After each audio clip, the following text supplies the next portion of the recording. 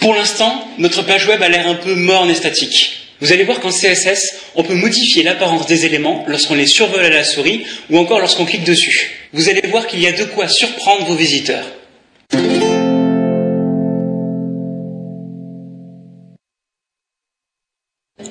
On va voir maintenant donc comment faire pour que la page change d'apparence lorsque des événements surviennent.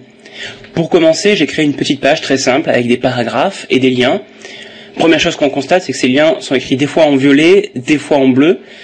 Les violets sont ceux qu'on a déjà visités et les bleus ceux qu'on n'a pas visités. Ça, on pourrait trouver ça pas très joli. Donc, on va déjà commencer par changer ça.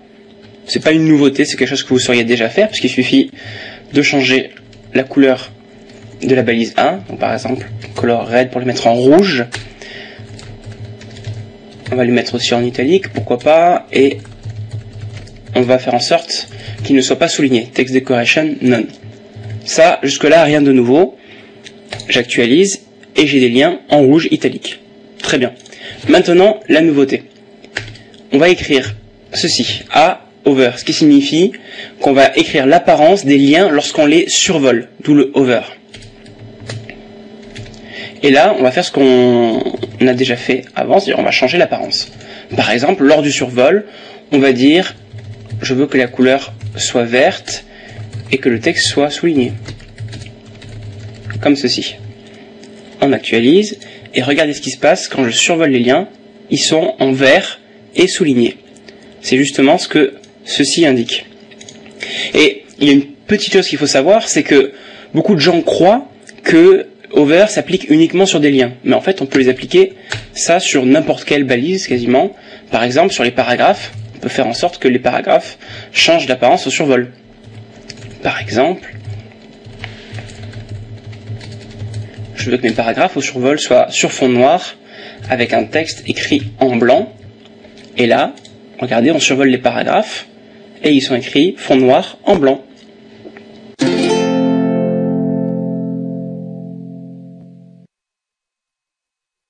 Voici maintenant un autre événement qu'on peut récupérer en CSS. Cet événement survient lorsqu'on clique sur les liens. C'est l'événement active. Alors contrairement à over, active ne peut s'appliquer lui que sur des liens.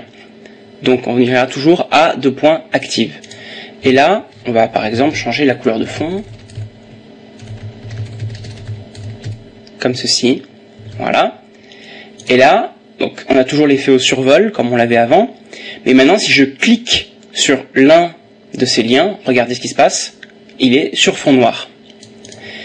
Il existe aussi, en plus de active, il y a Focus, qui lui a l'avantage de pouvoir fonctionner sur de nombreuses autres balises, en particulier les balises de formulaire qu'on découvrira un petit peu plus tard.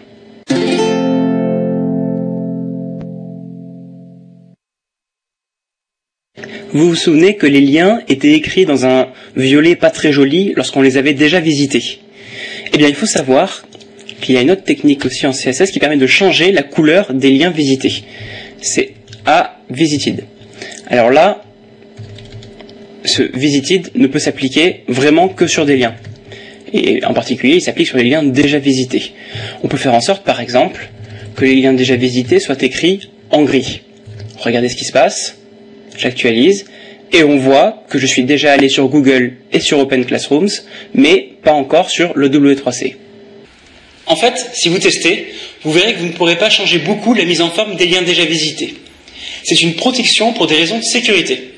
On a découvert récemment que sinon, cela permettait aux développeurs de sites web de deviner l'historique de navigation de leurs visiteurs. Dans la pratique, vous allez surtout changer la couleur des liens déjà visités, et c'est à peu près tout.